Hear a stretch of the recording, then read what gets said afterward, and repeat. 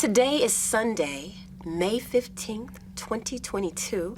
My name is Dr. Autumn Cavanis, and I'm interviewing Mr. Keith Maxie for the Commemoration and Contextualization Initiative. We're on the University of Texas at Austin campus in the Moody College of Communication Studios. Thank you, Mr. Maxie, for agreeing to this interview. It's definitely my pleasure. This interview is being recorded, and the unedited copy will be housed here on campus. Please know that if there's anything you do not wish to discuss, I will honor your wishes absolutely. If there are topics you do wish to discuss and I have not asked about them, please bring them up. Lastly, if we need to take a break to use the restroom or get a drink of water, just let us know. Are you ready, Mr. Maxie? I'm ready. Let's start with growing up in Houston, H-Town. Can you tell me a little bit about your childhood and your family? Yeah. First thing I remember about growing up was living in the CUNY homes in Houston. That was a public subsidized housing area just behind Texas Southern University. It was one of those forced segregations of the races. But I didn't know any better. I mean, that was the way it was. Not everybody lived like that. I knew we were poor, didn't know how poor until much, much later on. But that's what I remember. That's the first thing I can remember about growing up. I remember my address from 70 years ago. What was your address? 3304 Winburn. It was on the northern side of that community. It was the last street on the north side of the CUNY homes. I remember the stores. I can still see them clearly, plainly. But that was life. And we lived in the CUNY homes until I was ready to go to junior high school. And then we moved not too far away. When I was growing up, I thought, they were miles and miles apart. I can drive back to 3304 Winburn Street and then get in my car and go around two corners, and I'm at the house. If the house hasn't already been torn down, I'm at that second house, but it seemed like they were miles and miles away. So my folks moved to there. We got out of the subsidized housing. And then when I got ready to go to high school at Jack Yates High School, Jack Yates was just in the next block from that house. So I don't know if that's why my folks decided to move, but they wanted, I guess they didn't want me to have to worry about my classmates knowing that I live right down the street in that little shotgun-looking house.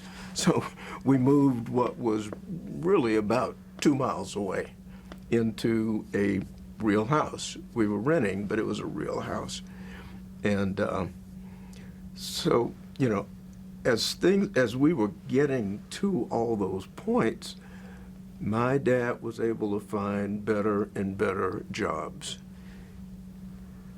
He now tells us, or before he died, he brought us all together, and we did something kind of like this. One of my brothers recorded his history as far back as he wanted to.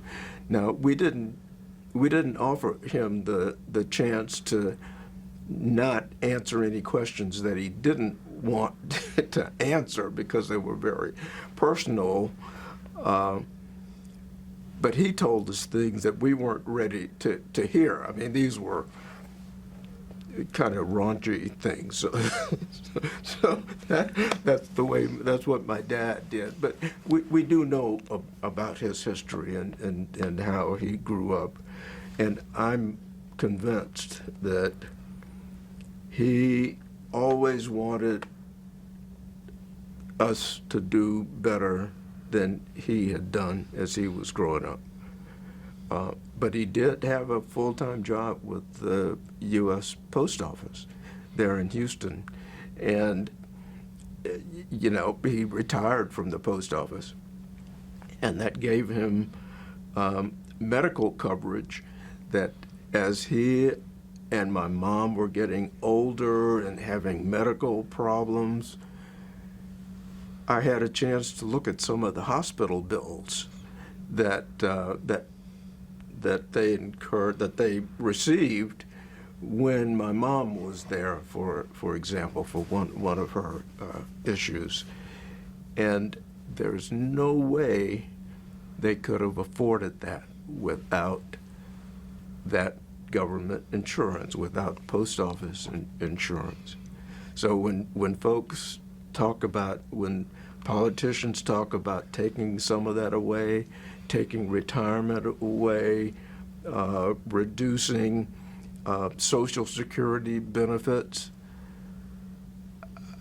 all I can think about is do they know who they're leaving out?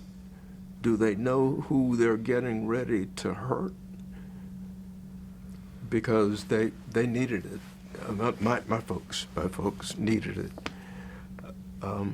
So that was growing up. I went to Blackshear Elementary School, went to William E. Miller Junior High School, and went to Jack Yates. All of those were within walking distance of wherever I lived at the time. So let's see. I was in ROTC in high school. Why did you decide to join ROTC? Well, I was too small to participate in any sporting event. It's definitely too small for football. Couldn't handle a basketball today if I had to. But I was fast and I could get it. I could play intramural stuff there. But I went to ROTC. A lot of what I did because of the other guys in my class. I mean, I guess I just wanted to be like them. Hold that thought, because I want to go back to growing up in those lower level schools. My folks had always placed an emphasis on education. They didn't force us to do anything. They didn't threaten us if our grades were not good. They just made sure that we did our homework, made sure that we were doing well in our classes. When I was in elementary school, I had a chance to be in classes with other blacks who came from higher economic status than certainly we were. And I listened to the way they spoke. I listened to the things they did. I realized that they knew some things that I didn't know, and I was just inquisitive enough to figure out what those things were and learn about them myself. So that by the time I was in the 6th grade, and from then on, I was in basically accelerated classes in terms of the co-op of students that were in those classes. And that's when I met Ed Dorn in the 6th grade. Now, you don't know that Ed came to Austin in '97, almost the same day I did, to find, I had a job here. Another friend of mine had found a job for me and my wife working for him. I found out that Ed had just interviewed for a job at UT. That's what he told me. We were living in DC at the same time. But he didn't tell me what the job was. When I got here, I found out that he was selected to be the dean of the LBJ school. That's my buddy Ed, Whom you've known since how many years? Well, for 60, not quite, for over 60 years I've known Ed.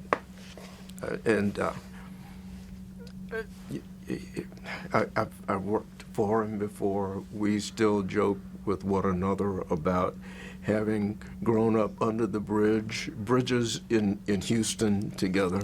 Nobody would know our current financial situation, but we joke about life growing up poor in Houston, and where we both are now. So anyhow, these accelerated classes. See, I thought I would lose track, but I'm back. I'm back on track. Back on track. So we did that throughout all of junior high school and senior high school. In fact, our homeroom teacher in 12th grade was eventually named the teacher of the year, the U.S. teacher of the year. Edwina Wheaton, I remember the lady well. Great lady, English teacher. So I was very fortunate that I had a chance to rub elbows, learn from other people who had been exposed to more. And I had an opportunity to realize that I needed to have more exposure if I was going to do well in the world. So that, again, was one of the reasons I came here. We talked about HBCUs. We'll talk later about the study I did for Department of Defense. But I have anecdotal, I was just reading some of that stuff yesterday that I collected in the study. I have anecdotal evidence that some white bosses would say to their minority lieutenants, "You're from an HBCU. You're not gonna go very far in this Army." There were some preconceptions about HBCU versus University of Texas, University of Alabama, University of anything else. Well, in fact, HBCUs do wonderful work for people of color. It's not just blacks. So the equivalent for Hispanics, if given the opportunity, if given half the funding that rather than what's the goal here now? I forgot what the UT goal is, and I'm on the development board. So but it's not something I'm not going to get any of it. So I forgot the exact number. If small minority predominantly minority universities and colleges had just a fraction of what the large colleges have, every student would be equal because everybody has the same potential. Too often, they're turned off because the people who should be fostering that and improving on that potential give up. They let the kid know, some of them, many of them, give the kid the feeling that he or she is never going to amount to anything. And, when you hear that enough, then why worry? Why should I bust my butt trying to go to class every day to study this hard course when I can make easy A's and B's? I do get off on tangents, but these are all things that are important to me. So getting back to where I was, we got through junior high school, my having met these other people whose parents were teachers, school board administrators, doctors, lawyers.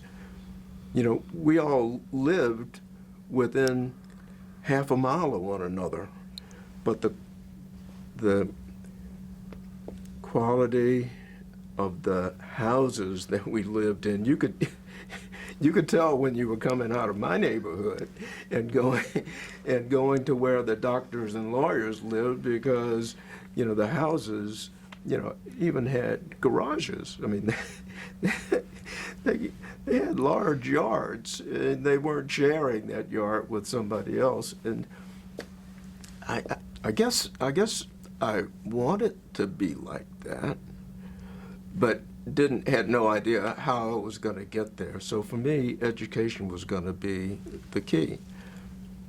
And I can pat myself on the back because I never let anybody attempt to convince me that I couldn't do anything. My motto still is, you have to prove to me that I can't do something, that I can't do it as well as or better than anybody else. That's what I've taught my daughters.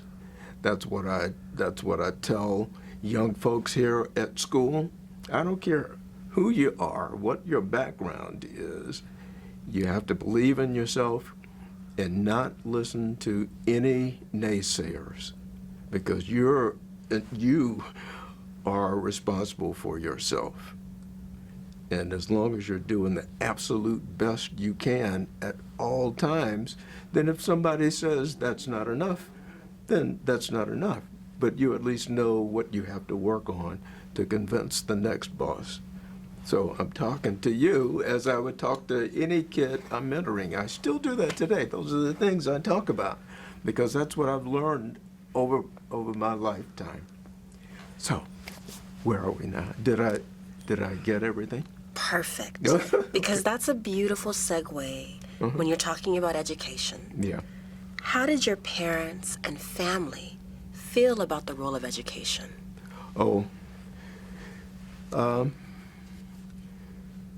No one ever said you have to go to college, but there was an expectation. I have two brothers and a sister. They're all younger than I am. Every one of them excelled in school, not because my parents were pushing them, partially because I set an example for them, and no way they were going to let me outdo them. So they were always going to do better. In fact, I had the third child, my second brother, went to another high school. I graduated from Yates, and my brother, my next brother, and my sister all went to Yates. Anthony went to Wheatley because he didn't want to continue being, oh, you're Keith and Ira's brother. Said he was going to do it on his own, and he did. I mean, he taught music in the Houston public schools for 30 years. He was an excellent musician, excellent teacher at the high school through the elementary school level. We all found what we liked to do, what we were good at, what we wanted to do, and we just excelled at it. No one had to tell us to excel. It was just it was innate. It really was innate. My parents always worked hard to do as much as they could for us, and we were all pleased when we grew up and became relatively successful in our various occupations, that we could give back to our parents. I mean, we brought my mom and dad to Europe to be with us when I was stationed in Germany. We would get things for them, and my dad said, "Son, you don't have to do that for us." I said, "Well, yes, we do. I mean, we owe it to you. That we want to do that. We're not doing anything. We're not giving you anything that we don't want to give you. We owe it to you to pay you back." I think that was probably those times, those conversations were probably the highlights of my dad's life, for sure. And my mother was a curmudgeon. That's what you're seeing a different me. You're not seeing who I can be, because I can be a curmudgeon too. But I learned that from my mother. You don't hear any curse words from me. I wouldn't do that for this film. I do it in church to my pastor, just so he knows I'm still there, just to make a point. That's what my mother would do. I mean, I learned my curse words from my mother. That's just the way she was. But she was a sweet woman, and she believed in people, and she wanted to help people. But now that was a digression, because I got away from what you were asking me about. But I can't. For me, life is all about family. And during the last, I guess, 20 years of my life is all about family and God. I won't preach a sermon to you, but I could, but I won't. And I've because I realize that's my religious beliefs got me to where I am. Not because I was thinking religion and God things over my lifetime. It's that now I'm wise enough and understand enough to know that it wasn't just great fortune. There was a plan for me to do everything I've done, including not being promoted to general officer, not being made the president of a firm when I was a vice president, suffering from depression. All of those things were planned for me. I'm doing what I want to do, what I love to do now, what gives me personal satisfaction. I love working with youngsters. You're younger than my kids, I can tell you that. So, if I'm imparting anything to you, that will be one of those pleasures I'll think about later on. I mentor adults in math, just like I mentor elementary school and high school kids in math because that's my way to give back. I can tell you about some of the things I've done here at UT in terms of giving back because the university gave me some things. I learned that. I eventually learned those things as things happen to you as you are aging, as you are growing and maturing. You don't realize that there's a plan, and you don't realize how each of those things is built on something that you've done before, and it just keeps going. So where you are right now is the result of people and events that took place in your life earlier. You're supposed to be sitting in that chair doing what you're doing. And the advantage of learning at your respective ages and learning that now is so you can do those things consciously and do more of them. You can feel good about yourself. You can turn around and look at some other student who's here and actually do everything you can to help him or her succeed and even do better than you've done. There's nothing wrong with that. I mean, that should be our goals in life, to just make life better for somebody else, anybody else, if it's preferably your family, because that's who you owe the most to. But you won't know until 10 years from now or 20 years from now that there's some kid who is 20 years older that you said something to today, tomorrow, that had a positive effect on that person. You just don't know. Mentors may never know how important they are, because you take it on as a challenge, as a personal, I want to do this sort of thing, and you may not see the fruits of that immediately. Somebody's going to tell you, if not that person, then somebody else in your life, you'll meet somebody who will say, I had somebody just like you, and I wouldn't be here today if he or she hadn't done what they did.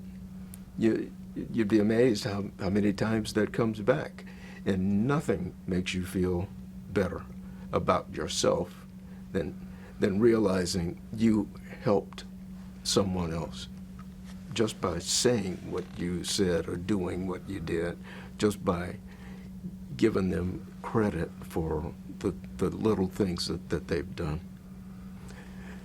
Okay, all right. I'm sorry. No, don't apologize. Do not apologize. Can you tell us about grade school Blackshear, if I recall correctly? Yeah. Did you have any favorite teachers or individuals or just any stories that impacted you? Yeah, there was always... my third grade teacher's name was Ms. Brooks. That just came back to me. I'm sorry. I remember a discussion I had in class, and we were talking about life. And it was a biology kind of thing. I mean, truly about life. And we were talking about pregnancies and births, 9 months later. And I said to the class, oh, well, it didn't take my parents that long to have me. So I don't know exactly what she said, but afterwards she said, "Now, let me let me tell you what I think that means." So that's how I learned about how I was born, why I was born. But she was just that kind of person. I know her. I think about her. I forgot who the sixth grade teacher was, but I did have some girlfriends in the elementary school. Man, I almost I thought I was in love with the girl. I can remember girls. I can remember. I remember things about school, but Blackshear was a great school. My kindergarten teacher, Irene Stone, at that same school, her son was in my class. So when I graduated from high school, Miss Stone gave me a book of sayings. I still have that book. I use it from time to time when I'm doing devotionals in church or something like that. But those are people who had a positive effect on me, and they stayed with me. They cared about me when they didn't have to. That's what I'm talking about. You remember people who made a difference.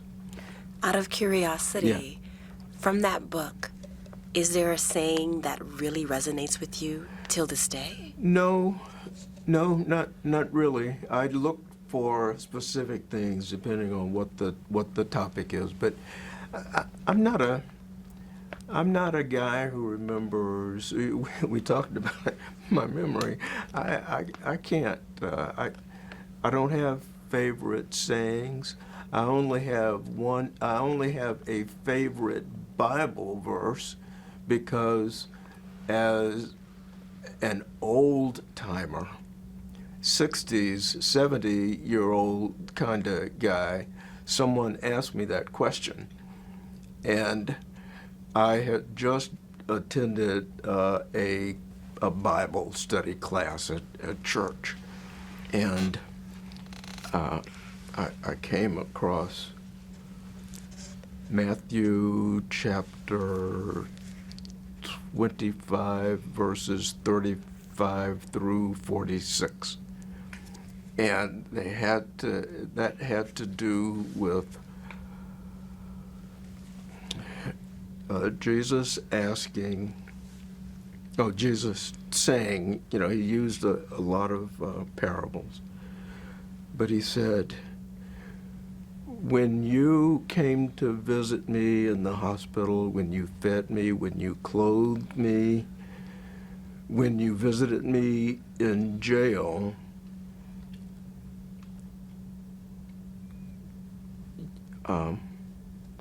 you will be God. You will be one of God's chosen. And the disciples said, "Now, Master, Rabbi, when did we ever visit you in jail or see you doing any of those things?" And he said, "What you do for the least of these, you do for me." That's my powerful Bible verse. But I never would have, I didn't connect it with anything. When I grew up, there were lots of people who did those things for me. Don't know if they were doing it because it's a godly thing to do, or if they just knew innately that that's what you're supposed to do. That's the way they were taught. But it's a very giving, God-like thing for us to care about other people. And that verse really kind of sums up what I what I think about, what I want, the kind of person I want to be, and the kind of person I've tried to be for years and years. And that's because people helped me, people tutored me, mentored me, had faith in me. They gave us, my family, shoes and clothes, hand-me-downs, just so we wouldn't be embarrassed in school. They gave us money. They gave my dad money when he could just barely afford to feed us. And look at us now. And that's because somebody thought that and treated us all like that as we were all growing up. That's my goal in life, to be that for somebody else, to do that for somebody else. And I've tried very, very hard. I said to my church, I just hope I'm making a B right now. That's what I want to do. That's what I'm going to try to do. And, if I'm in B territory, I'm in good shape. Mr. Maxie, Yeah. tell us about Yates High School. Yates, fantastic football, basketball teams. The whole time I was there, and years and years before that, Coach Patterson was the football coach for ages. They won, there was no UIL for black schools at the time.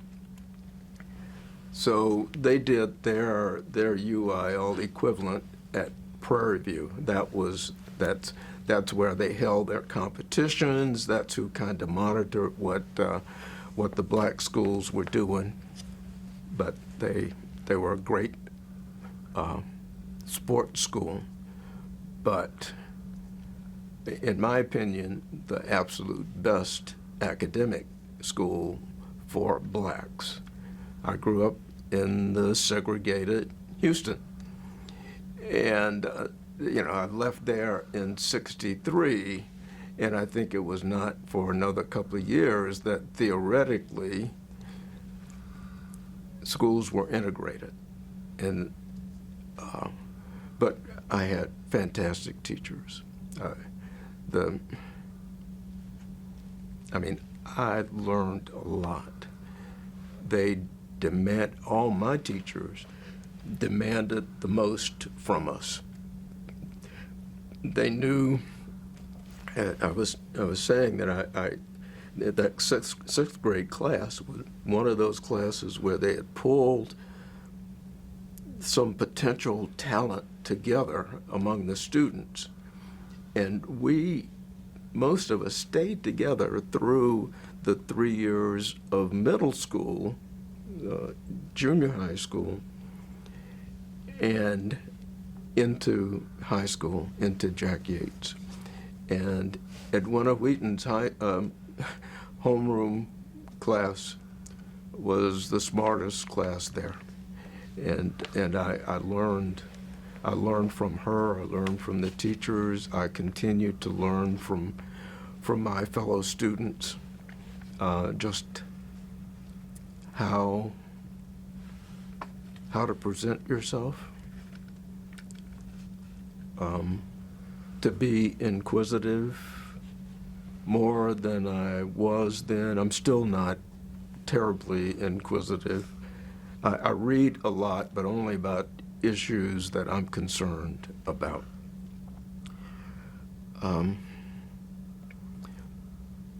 My physics teacher was also the AV teacher at the school. So I saw her develop a lot of stuff, take pictures and develop them. So I spent time in the dark room, on the spots, doing that sort of thing. Mr. Brooks was the chemistry teacher.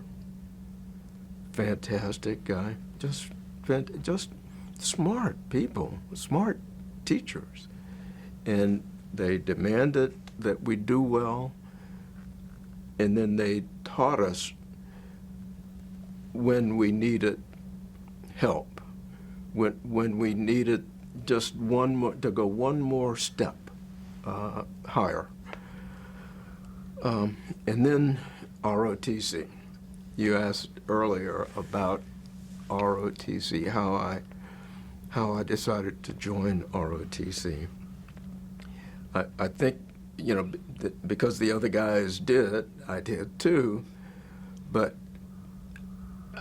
I'm the only one who made a career of the Army because I saw something these were two black captains from the Korean War,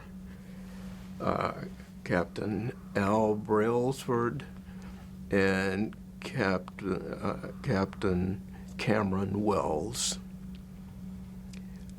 And I enjoyed ROTC. I could do that. That was an easy A, so that was one of the things I liked about it.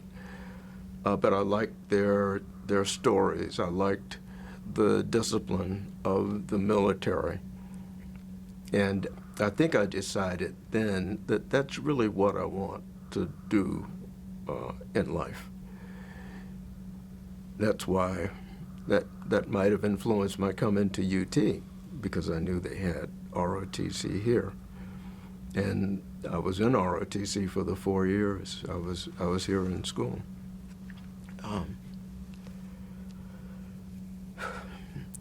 Okay, I think I'm all out on Jack Yates. Last question about Yates. Yeah. Do you remember how large your graduating class was? Oh, maybe 500 students. That sounds like a lot for a building that size, but yeah, maybe 500 students. That's interesting. Now, Ed Dorn can tell you exactly how many, because he remembers that kind of stuff. What were race relations like in your community and in your city when you were in school? And that can be throughout Blackshear all the way through Yates. You're talking about a different time. Race relations there was no relationship at all between blacks and white, except, there were the rarities, but you talk about self-segregating, we were segregated by community. I mean, blacks were all over Houston, but they were in their communities, in the Wheatley community where Anthony went to high school. It was a black high school in a black community, but there was no mixing. There might have been other white communities, several of them between the disparate black communities. Cashmere Gardens is where it was,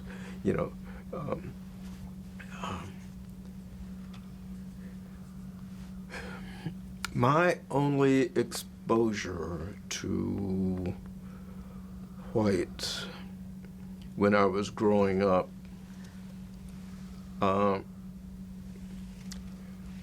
involved going to see my mother's stepfather, who worked in River Oaks for a white family. And I'm not sure I even saw the whites there.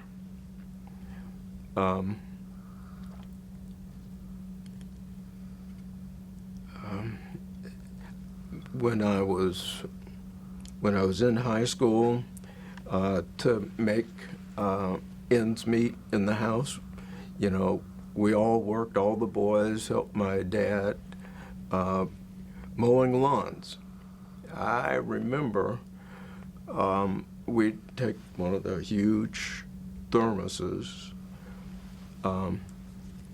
full of water, ice and water, and when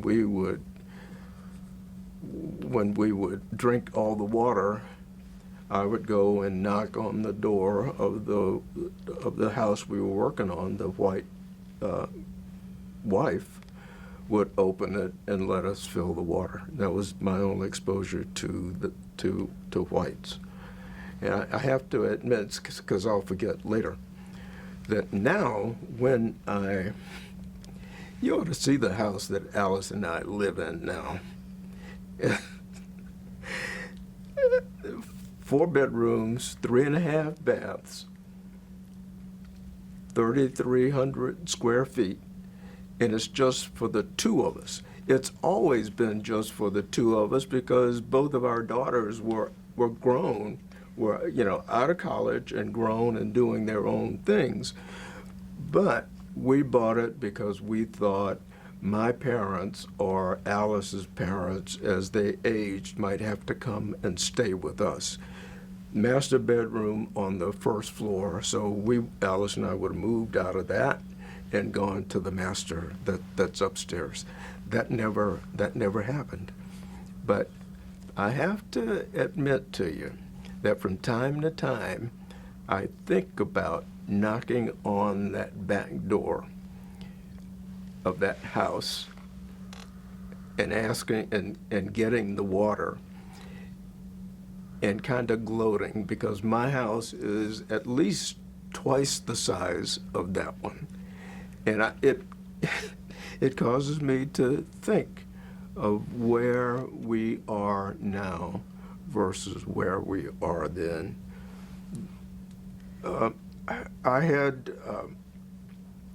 I would work summers, different jobs. I had a job at Sakowitz in Houston, and I didn't ride the bus often, but I did this one day, and I made a connection from one bus to the one that went down Main Street, and Sakowitz was on Main Street. I got on the bus, and I was standing up just because it was full at that point, and I saw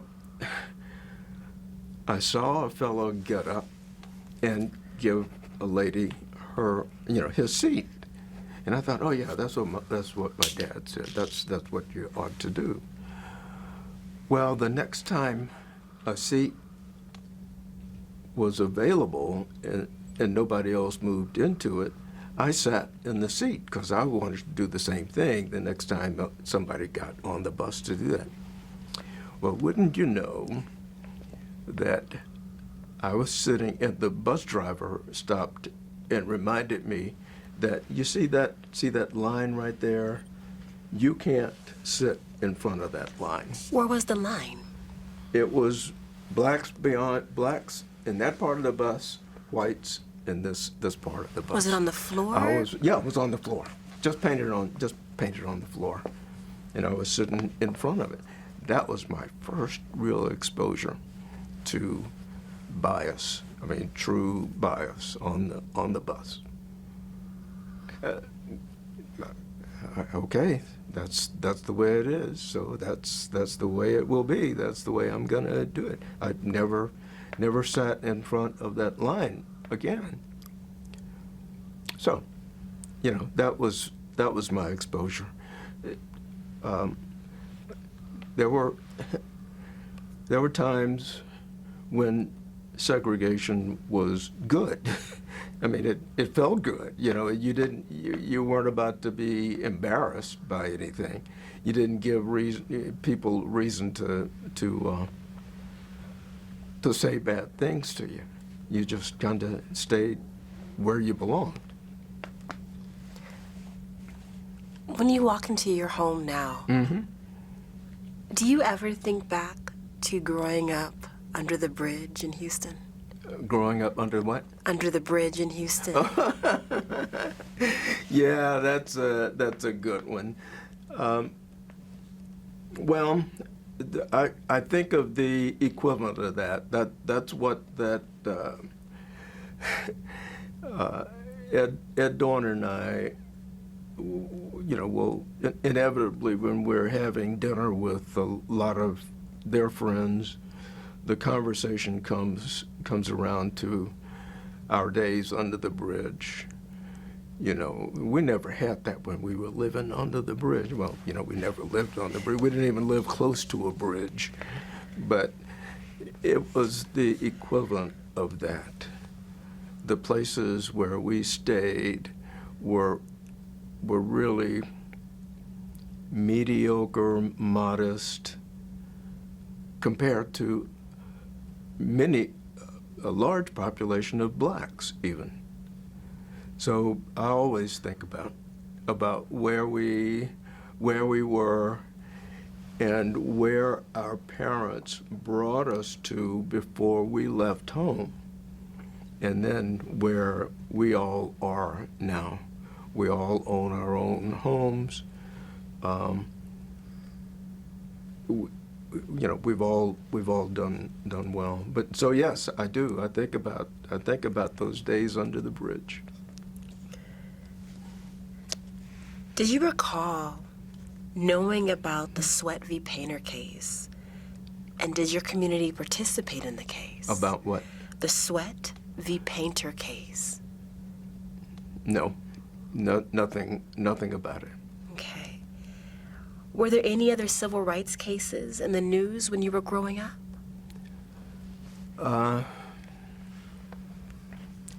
No, I think when all of that came after I got here to UT. You know, the things that I knew about, I didn't learn about till I got here. So I know there were, you know, Sweat was in 50 something or other, or maybe even I think late 40s, early 50s, but I never heard of it. I mean, that was here at UT and didn't exist. UT didn't exist to me. I never, you know, never even thought about UT as I was growing up. Which makes me wonder, how did you learn of UT? One of those marvelous counselors that we had. At Yates? At Yates. Yeah. She told many of us about it, and she thought we could probably do well when we came here. So that's how I first heard about it, and you know, my other classmates and I got together and talked about it, and several of us decided we were going to come. You know, one guy just didn't make it, period, and you know, the rest of us did. And there was one gal who wasn't even in our homeroom, but she was from Yates, and she stayed here. She got married here. Can you recall the classmates who made that leap from Yates to UT with you?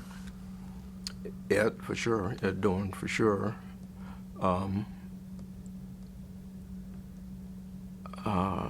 John Robinson was one of my roommates. I gave John a hard time every day. He was just a bookish kind of guy. And he played the same record every night. What was the record? Sunrise, sunset. That just came back to me. Sunrise, sunset. You know, I forgot the title of it, but I won't forget the tune. Never forget the tune. I said, John, please stop that.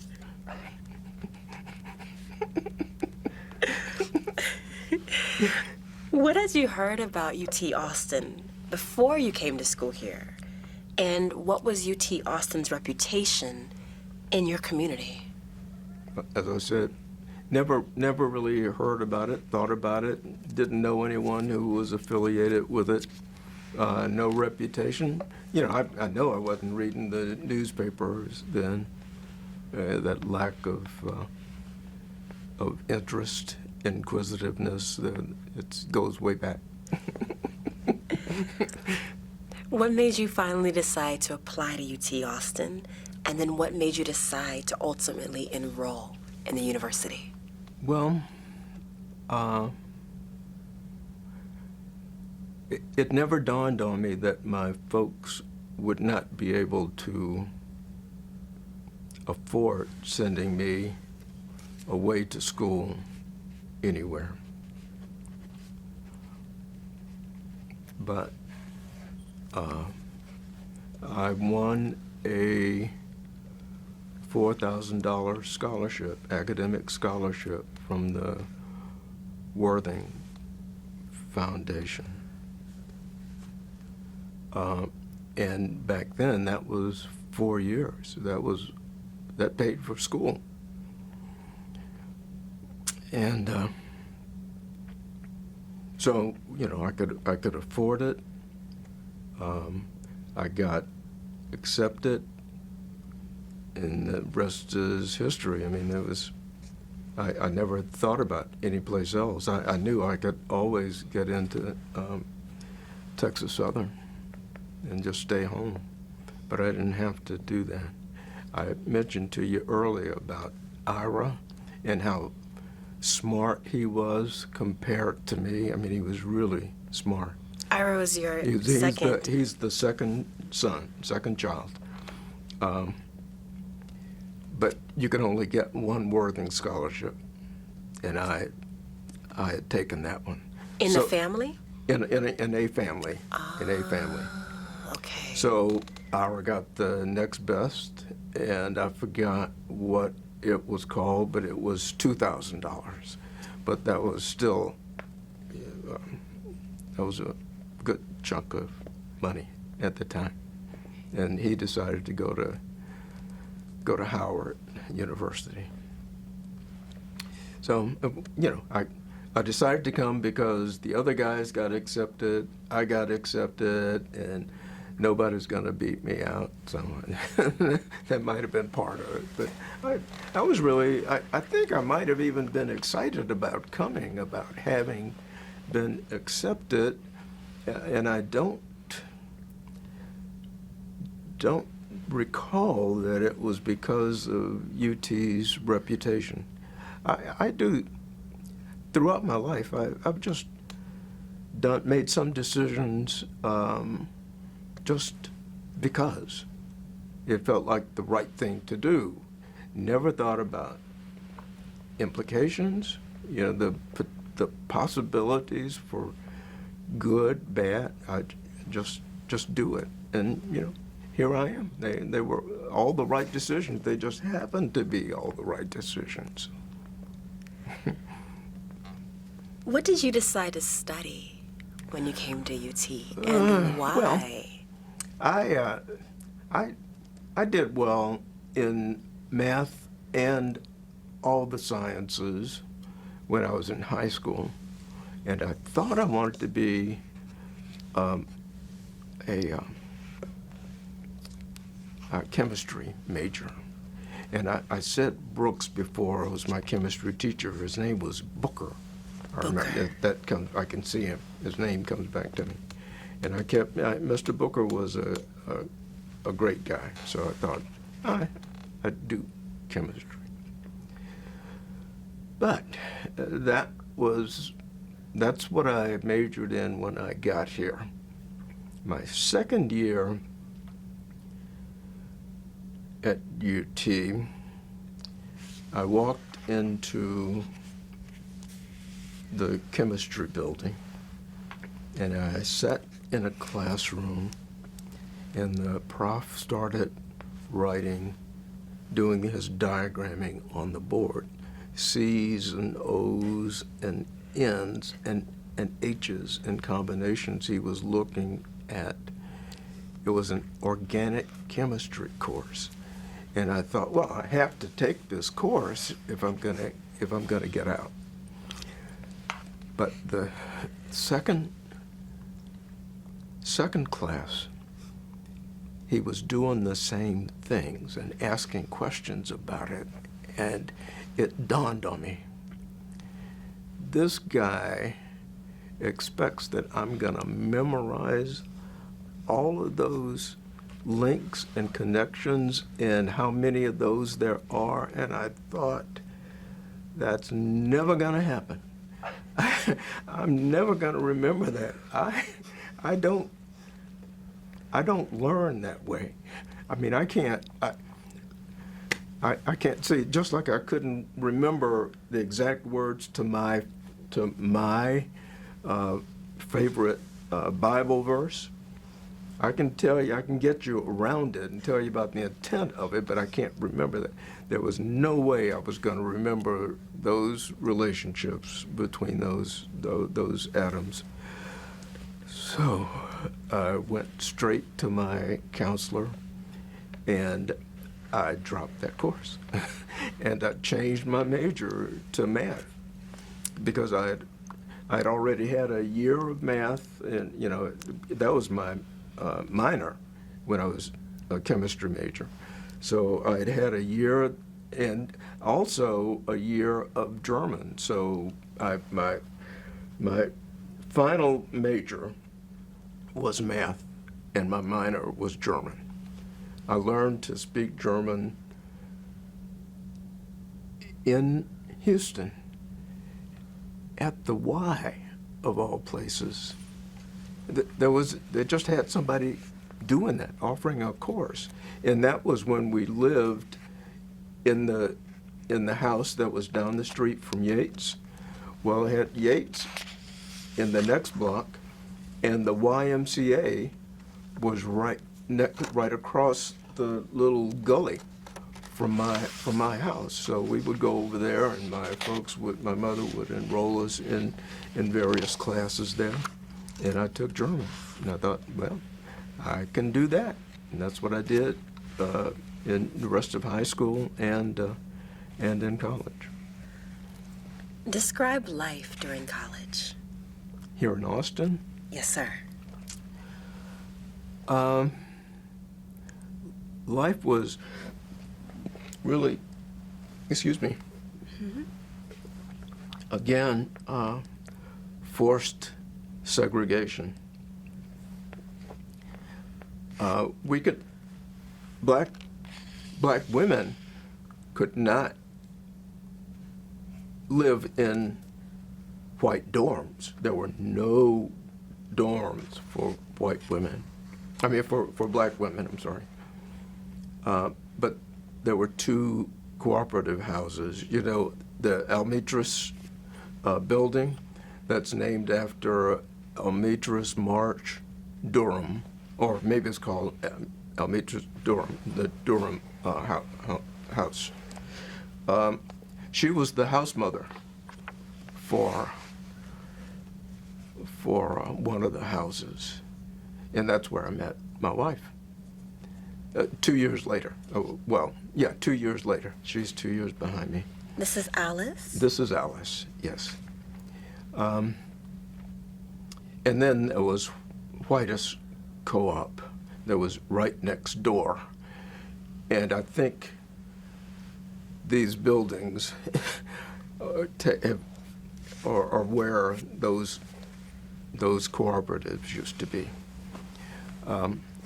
And black guys could stay in Roberts and Brackenridge, but on certain floors, I seem to recall though that there might have actually been some white fellas during one of those years I was here. But this was, I guess, my first encounter at UT. The dorms across the street, that was the athletic dorm. That's where those guys stayed. So, and then there was a cafeteria adjoining it. So I thought rather than go to Almetris or someplace else, I would go into that cafeteria. Well, I walked across the street from my dorm, and this big hulking guy, white guy, came out and said, "Where are you going?" I said, "I'm going to E." He said, "Well, that's not for you." And I thought, well, you know, I'm one of those, when it comes to fight or flight, I develop wings. I mean, I'm just all, I don't fight. I'm afraid to lose, and I'm probably going to lose, so I back off from things. So I didn't go. I wound up going to Elmitris. The guys had to pay, and we also had to do some either serve or clean up or do stuff like that. But that's where the TV was. That's when Batman was first on. So we would sit in the room and I'd watch TV. I was the world's worst student. You know, I know that. I know that. I was on scholastic probation at least twice during my 4 years. Just never could get excited about studying and doing my homework. We talked about depression. That was my avoidance. When work got hard, rather than buckling down and working harder, I just backed away. I just couldn't do it. I stopped. I just wouldn't do it. So anyhow, I think I covered what you were talking about. I had another experience if you'd like to know about. Absolutely. This also involved jocks. I was taking English. I had to pick an English course, and I saw this one course called business writing or something like that. I thought, oh, that'd be interesting. I went in the classroom, sat in the back of the class, listened to the prof, and, you know, finished that class. The next time I went in, after class, the prof says, "Would you stay a while?" I did. He said, "If you don't want to fail this class, you need to drop it." The jocks didn't want me in there. And, you know, he blamed it on the jocks. It could have been him. He could have not liked blacks himself, and the jocks had nothing to do with it. But whatever it was flight. And that incident gives me another of my talking points when I'm mentoring kids, and I'm talking to parents about what it's like here at UT versus what it was like when I was here. You had no recourse then. You had absolutely no recourse. Here, you do. You have, you know, there's an ombudsman in each of the schools.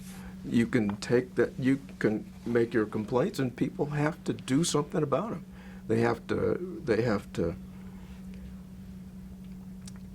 research it. You know, the administration and representatives of the various schools have to do something about that and get back to you. You may not like the answer, but at least somebody's going to look into it for you. And that didn't exist here. And it wasn't just for blacks. It just, for decades, the objective of the school was to bring you in, and if you survive, then that's great. You can finish. If you don't survive, there are thousands of people waiting to get in. That's changed in the last few years. I mean, I listened to the briefings on what was going on. I look at the statistics on retention levels in all of the cohorts, all of the year cohorts, And that's just improved and improved and improved. You know, the resources available to you for tutoring, and if they had had that, I might have been a better student, at least grade point wise, transcript wise. Now, I made all A's and 1B in graduate school at Texas Tech in business and business information systems. So that confirmed that I did have the smarts to do it. There was just something wrong about that environment, and I didn't know what it was. Once you received your degree, let us know the year, and then also share with us, did you begin working? Yeah. I managed to graduate in 4 years. Actually, it was 4 years and 1 summer semester, because there were courses that I made low grades in or failed. I failed my first English course. And, you know, I just did, and I had to take it that summer at TSU. And at my age now, I can look back and realize the financial hardship that placed on my family. I never thought of that. Never thought of it when I was in school.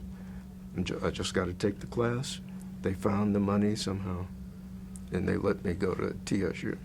And I must have done that for 2 summers in a row. There was some course I needed to get a better grade in because it was a major or minor course, and my folks figured all that out. I mean, that's why I could tell my dad what I did about we're doing it. Everything we give to him, we gave to him.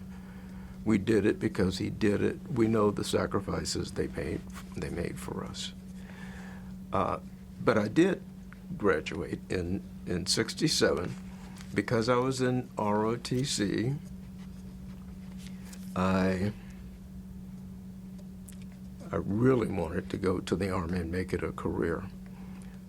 While I was here in ROTC, I was a scholarship student.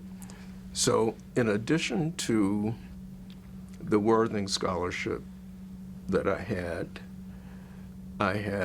an ROTC scholarship that gave me a monthly stipend, and I think there was money for other things too, like books and a little offset for tuition. So I was in great shape. When I left UT, I was commissioned after that summer session, and commissioned on a Friday. The following Monday, I was on active duty at Fort Hood in the first Armored Division. Yeah, and stayed in for 22 years after that. That was '67 when I was commissioned. I stayed in the Army till '89, 22 years. Amazing. And if we were to take a few steps back, Mr. Maxie, how did your family feel about you attending and coming to UT?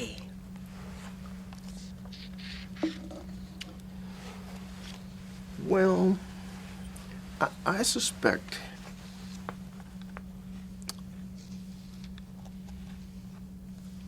not much different from a lot of today's minority parents, because those old stories still linger. There's nobody that parents today of minority students today, they don't know anybody who has seen the evolution of the university. since those days. Certainly not here in Austin. There is still clashing between the university and the black community. That's because a lot of those people who were here then, a lot of the same people, well, not anymore. Bertha Means was kind of like a mother to us. Her daughter Janet and her son James were in school while I was here. And if we needed to do something, first of all, I didn't tell you about how I survived while I was here at school. How did you survive? ROTC was my built-in family. And I learned, I've known since then, and to this day, I know that the military is really very serious about equity. Male, female, black, white, every other race and religion and everything else is serious about equity, to the point of training officers and NCOs on equity and teaching them to look out for people who might have biases. They have ways of finding that out. I learned that later. Well, we can talk about that when we talk about the Army. But my folks, I'm sure they were worried about me, because I grew up in a segregated society, and how is he going to do at this huge school? I have no idea what the population was then, but it was still large, mostly white. And what are they going to do? My mother would say, what are they going to do to my little baby? So, so I kept them informed on what was going on. But ROTC helped me find a family right away. And because of that forced segregation on campus, I had a built-in family at El Matriz dorm and at Whitus dorm, and in my dorm. So I was around other blacks. And if I chose to, those were the people I dealt with. But I was one of just a handful of blacks in ROTC. I mean, there were a lot of blacks compared to the school's population, a lot more percentage-wise than there were in the school as a whole. So, you learn to get along. I think that's how I got that. That's what prepared me for the rest of my life.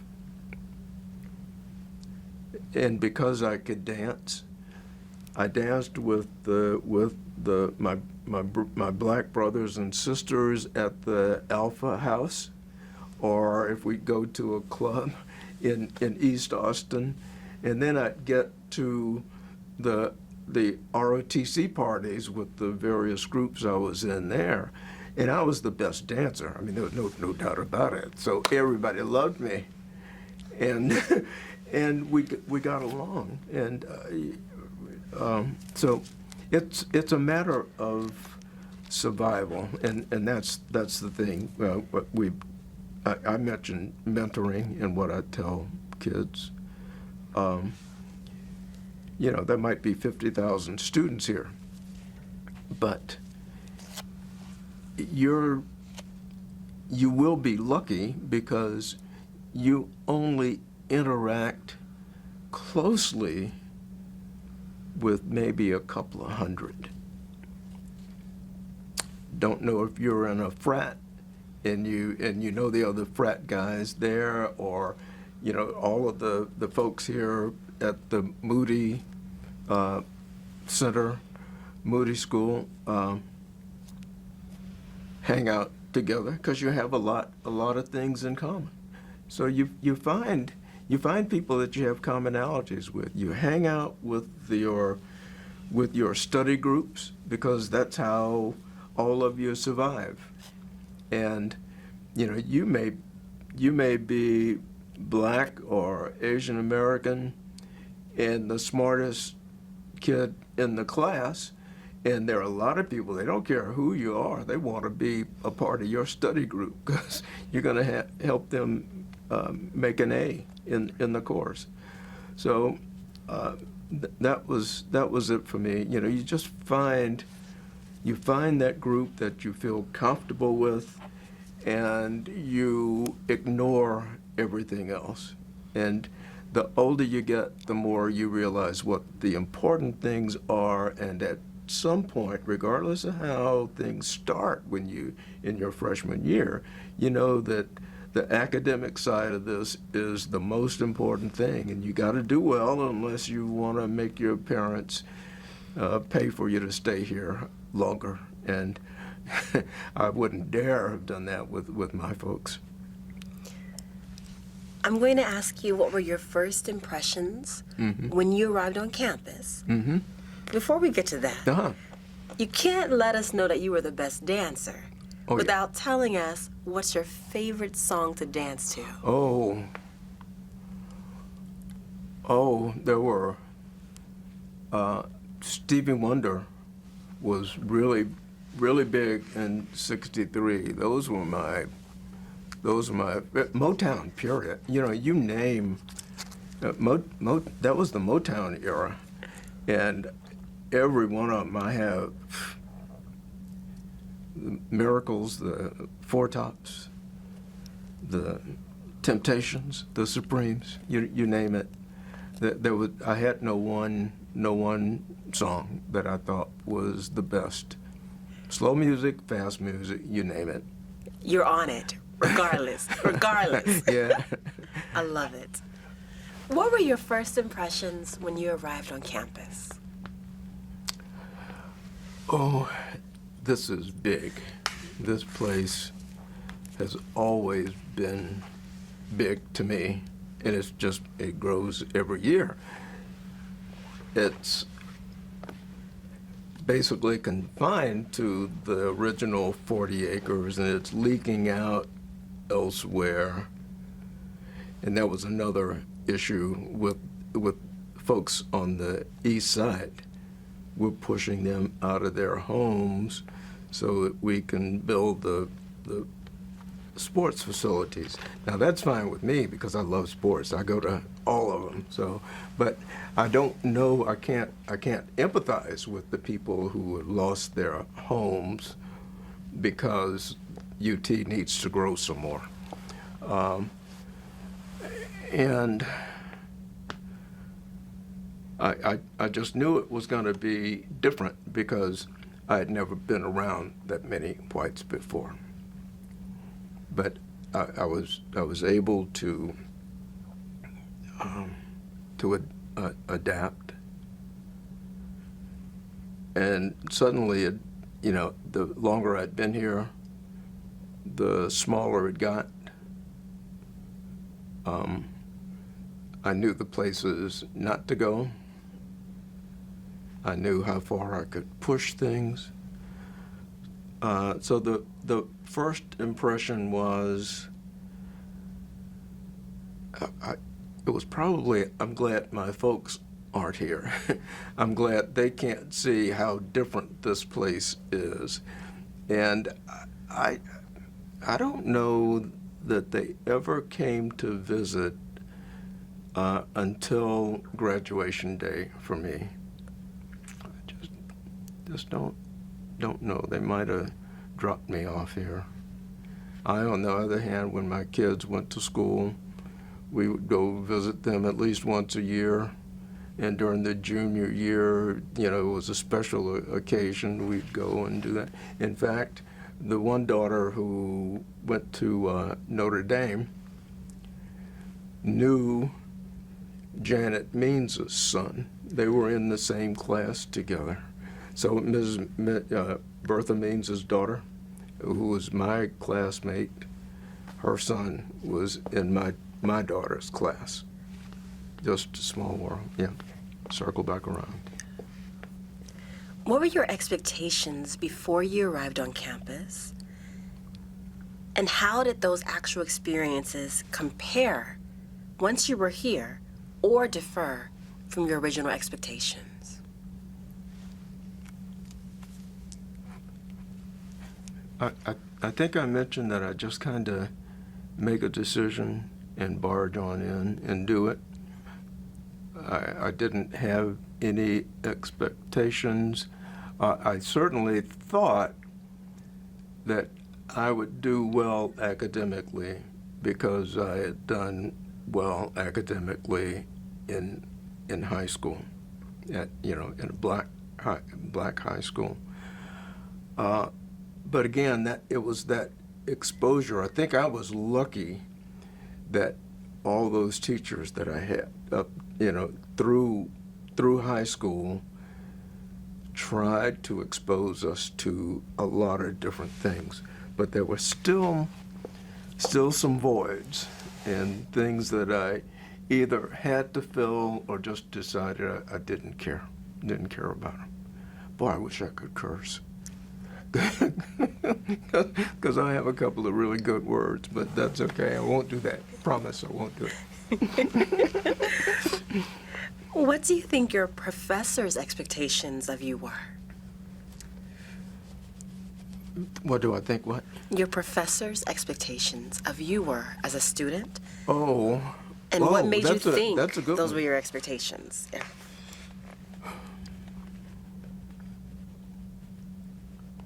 The only professors I really knew were my ROTC instructors. Everybody else was just a talking head up there. They were the people who theoretically were putting stuff on the board for me to learn or telling me what pages I needed to read to learn. They didn't really mean anything to me. There was no relationship between us at all, except I knew what that English guy thought about me, but nobody else.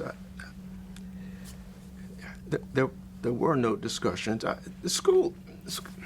think school is different, and I probably to it, I did not know that I should have been talking to professors about how I was doing, what they wanted out of me, what their advice was. That again comes from not having been exposed to people who had been in universities before. My mom, I told you, had 2 years of college. My dad, none. So they didn't really know what I should expect when I got here. That was not one of the things that my counselor, who told me about UT,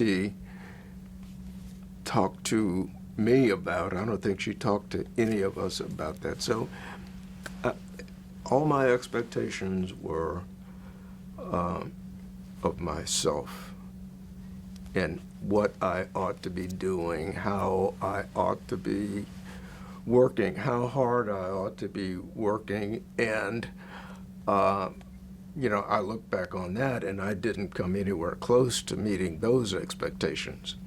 So it didn't matter what the professor might have expected of me. I didn't even meet my own expectations, except dancing. Now, I know you're a member of ROTC. Yeah. While attending UT. Did you work as well? No, I didn't work at all. Were you a part of any other organizations or fraternities? No fraternities. I'm just not a joiner. I could never see myself in a fraternity. I knew all of the alpha guys. You know, most of them were in the dorm with me, and we talked a lot about things. But I'm also a contrarian, and Houston Tillotson had Omega Psi Phi fraternity there, or maybe it was an interest group, and I thought about that just to be ornery. And I think they had a Kappa interest group here on campus. I just didn't. I haven't to this day joined anything. I know graduate. I know friends who are in graduate chapters of fraternities, but just not my cup of tea. What were your classroom interactions like with your fellow students, or just in general? Now, that is a good question. I don't recall any interaction with any fellow student except those ROTC students, and that was a closeness.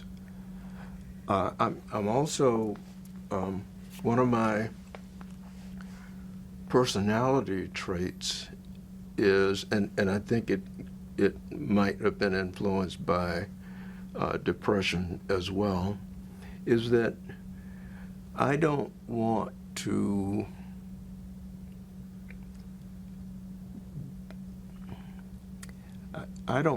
be thought of as not intelligent. So I don't talk about things that I don't know about. See, I can talk to you all day about this because I know all about me. You know, I know me more than anybody else does. And there are other things that I can talk about because I've studied them and worked with them. But I think I probably didn't want to ask any other student any question because they might have thought that I wasn't capable of grasping it myself. I think that's a meism. That's a personality thing that I had. So it never dawned on me. I never knew about study groups. Well, maybe I knew it. If I knew anything about it, I probably knew I hadn't been invited to join any study groups. The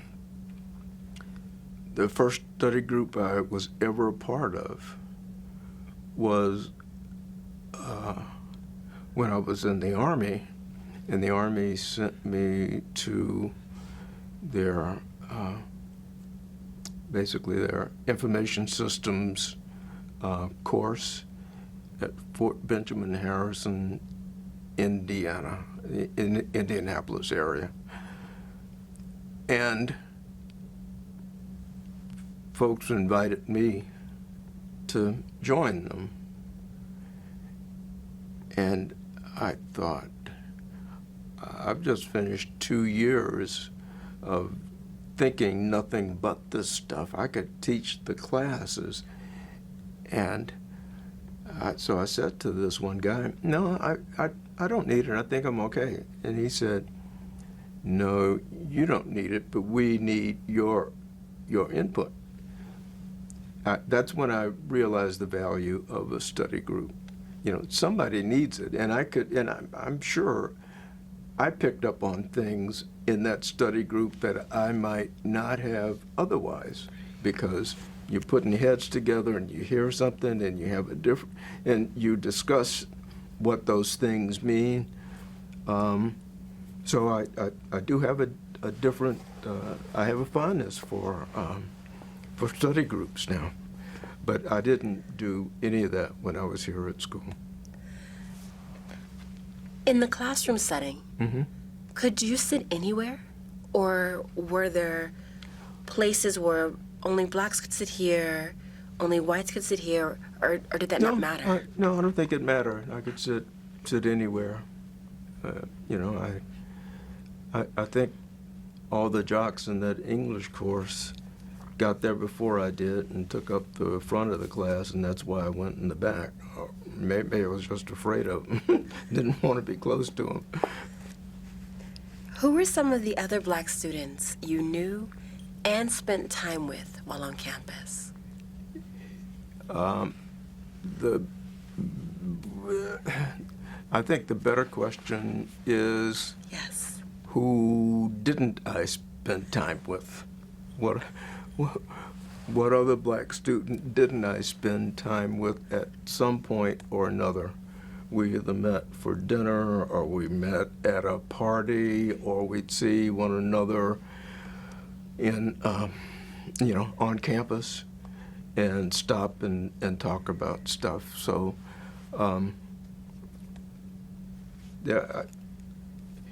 you become very close in that environment. You did become very close to all the other students, all the other black students on campus. You know, if they were around, there were some kids who didn't live on campus, so they'd go to class and go back home. So I might not even know, they'd go back to where their parents were. The Meanses were like that. I didn't see them too much on campus because they had a house to go to.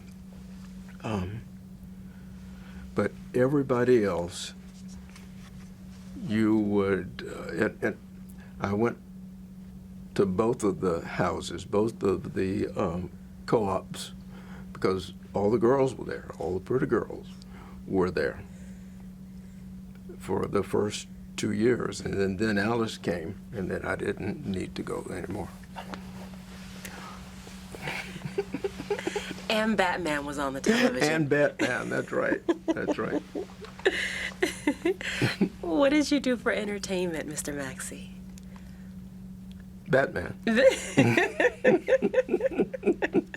All I see is the onomatopoeia across the screen. Pow. Pow, that's right, Boom. that's right. Television, I've always been a television freak. I mean, I would sit right up in front of the screen as a kid. I remember when my folks got their TVs, I'd come home and might do some homework, but I was always watching my favorite shows, and I'm still like that. So I did that a lot at Almitra's dorm. I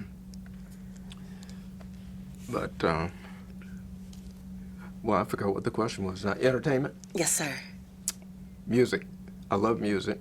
I love music. And I would listen to it on the radio. I think I may have even had my own albums when John D. Robinson got through with his Sunrise Sunset. I would put mine on. What was your relationship with the wider black community in Austin while you were a student at UT?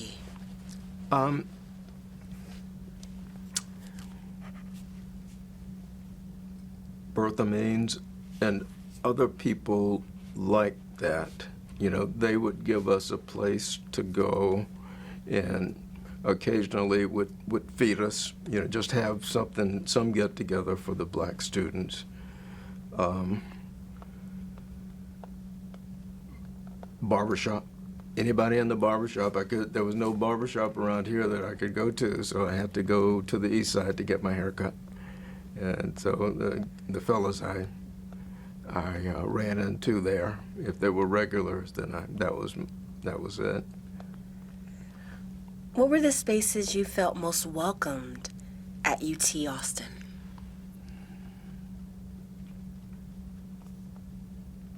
The stadium,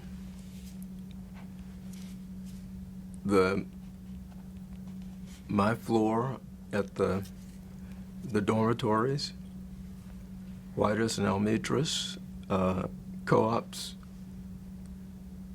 and anything that had to do with ROTC. You see, I was serious about that. Was my family here. Those are the places that I went to, and those are the people I associated with.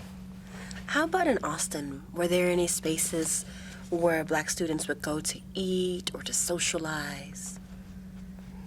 I can't remember the name of the club, but there were a couple of clubs down there. I don't think they would let me drink because I was underage. I don't remember, because I could always drink somewhere else at somebody's party.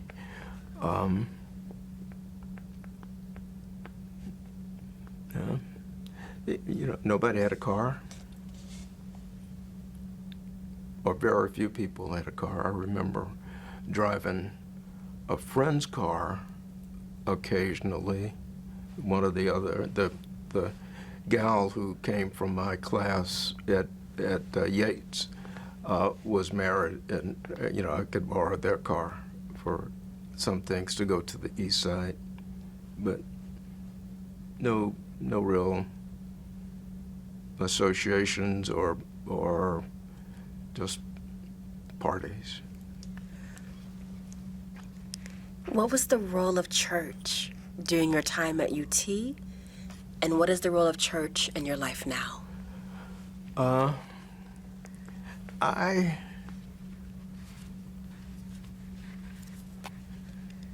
tried, no car, no venturing anywhere except right around Austin, right around the university. Usually no car. I tried a couple of churches here. I forgot the name of the church right across from Little Phil Fountain. But, I tried that a couple of times. I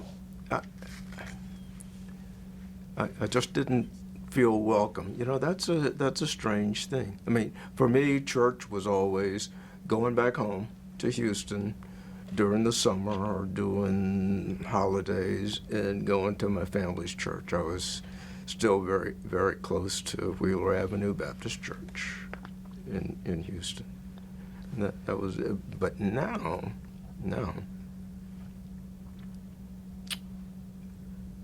I guess starting when I was in Fort Lewis, Washington, and I got there in 1981. I was a battalion commander, and we had a chaplain assigned to our battalion. And those guys would come in. They'd go out to the field with us and sleep in tents with us and do that sort of thing. So that's when I started going back to church. The Army always had, there was some place we could always go, but we did not regularly attend church. With moving around, we moved. The longest I was ever in any one place was 3 years. And even within a 3-year tour, I might have 2 or 3 jobs. So there was a lot of moving around, and we never established ourselves at any church. But Alice was Episcopalian, and we had an Episcopal priest as one of the chaplains. And Alice we became very good friends with this guy. In fact, he was the one who did the officiating at my older daughter's wedding. And that was almost 10 years later. Christine's. Huh? Christine's. Yeah, Christine. So we went to, my two girls and I went to confirmation classes, and we were confirmed as Episcopalians. And we had already started attending a chapel there at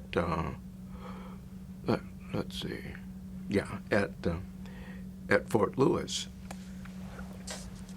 Well, when we moved to Virginia at Fort Belvoir, right outside of D.C., this chaplain was there as well. He had already moved there, so we went to a chapel with him.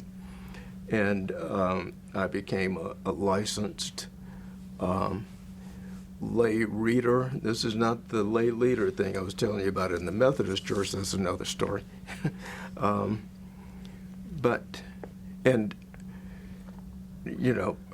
chaplain would bless the wine and the bread, and when it was all over, when the service was over, he had to consume what was left over.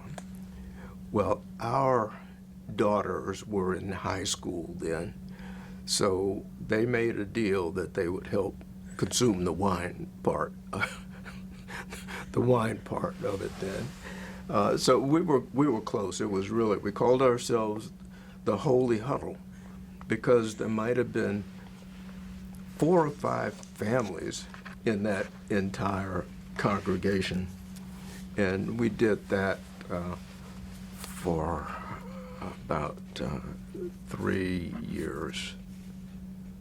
3 years, yeah.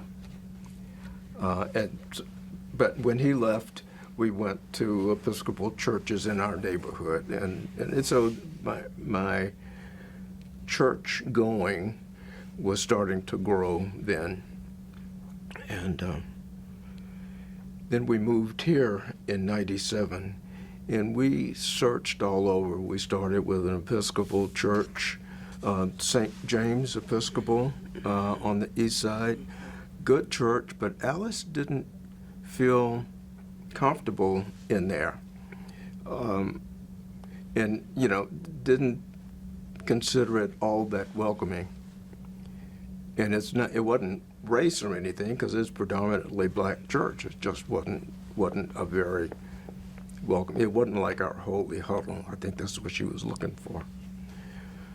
So we looked at some other churches and didn't go for a while, and we found our next door neighbor leaned over the fence one day and knew Alice had been interested in mentoring kids and working with kids, and invited her to join a project that her church had at Walnut Creek Elementary School in North Austin.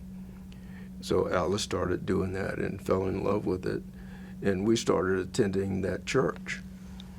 And in 2009, after we had been going there for some time, we changed from the Episcopal church to the Methodist church, because their tenets were exactly what we were looking for and what we wanted, and it was outreach and help to people who need help. And this is Terrytown? This is Terrytown. So I know I've gone way beyond church, but way beyond the Army church, but this is getting close to today, and we are still very active in that church. I am more than Alice is. I just finished 2 years as the lay leader in that church, and in the Methodist church, that's the person who works very closely with the head pastor. And for 2 years, I've kind of been a mentor to our pastor. He's a young guy. He's a 40-ish kind of guy. Very, very smart. But everybody needs someone to bounce ideas off of. And it's not always your staff, your coworkers that you want to do that with. You need someone who has a broader perspective. And I see all the good things and all the bad things about our church. Alice doesn't like the bad things, and she would leave it in a minute, I believe. I would stay with them forever, just because I know I have something to offer to them. And as long as the minister has his or her focus on the right things, I have no reason to leave. So that's where we are.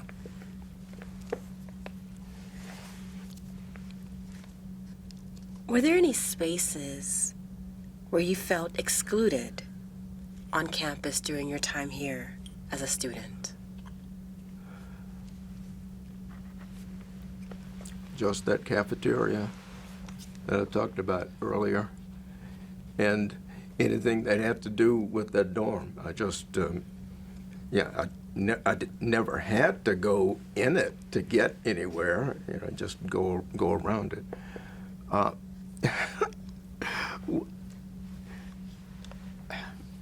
I'm a Democrat. I can tell you. I don't tell anybody that. I'm not quite a bleeding heart liberal, but I am liberal, and I'm a Democrat because I think that party's focus is more on people and equity, in economic equity, work equity, all of that.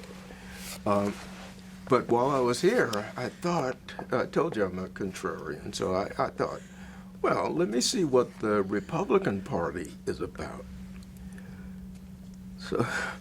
So I signed up to help with a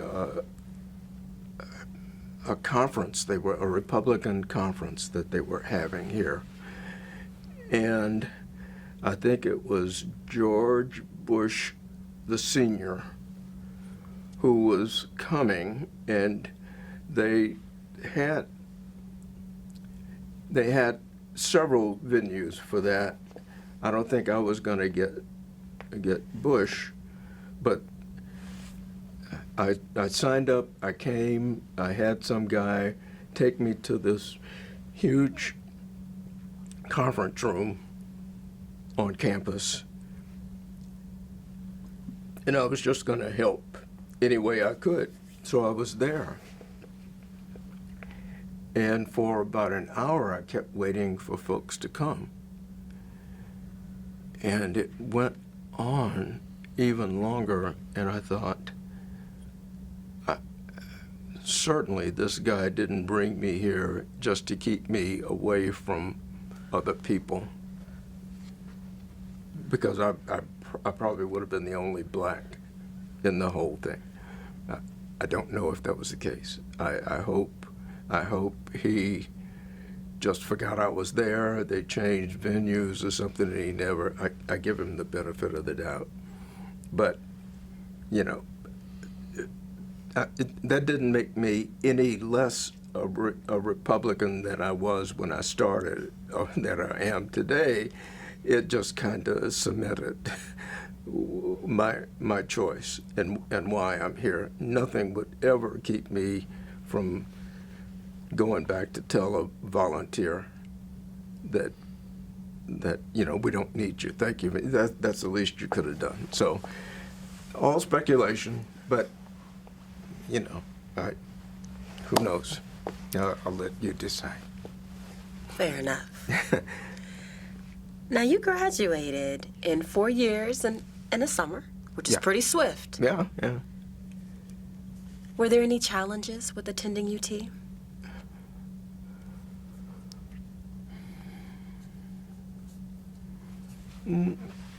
No. I wasn't even homesick. I was never homesick. I enjoyed those times when I had a chance to go back for a long weekend, start on Thursday night and come back to campus on a Monday morning. But no challenges except the coursework and, beating myself up about how I was not meeting my expectations. The meism. The meism that you referred to earlier. I want to know about graduation day. Can you share any memories? Well,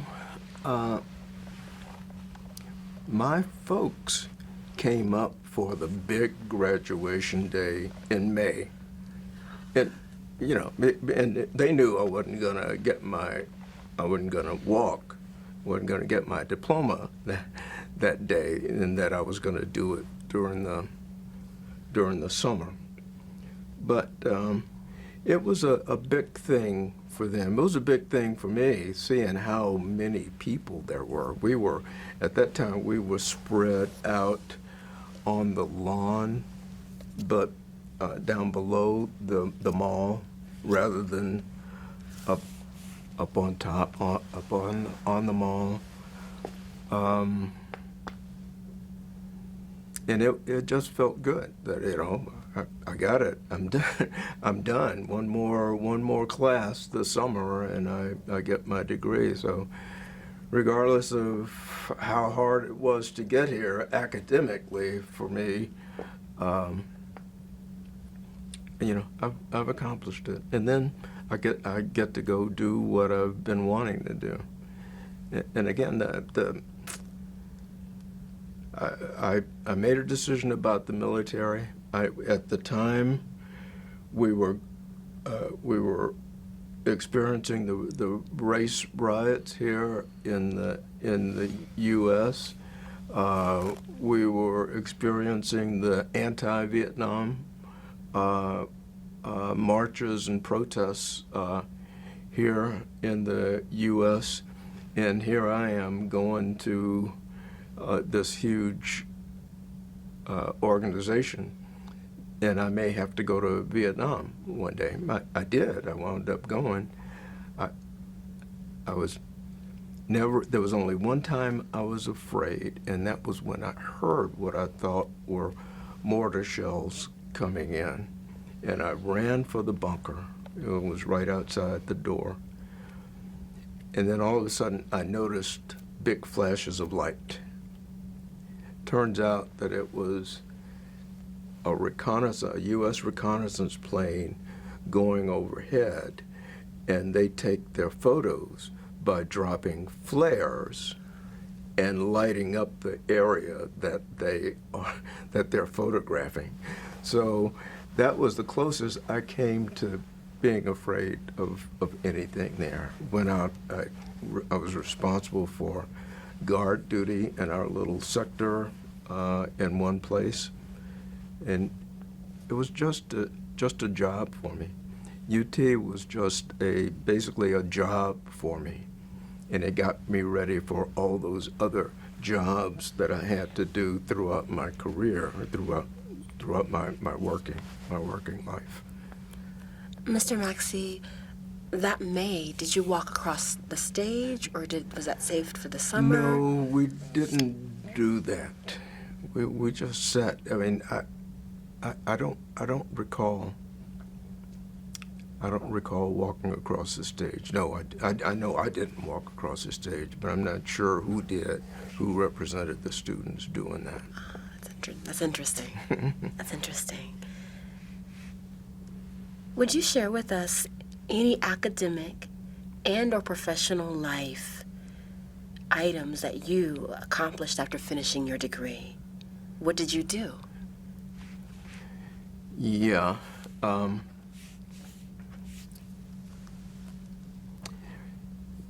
The Army consumed the biggest portion of my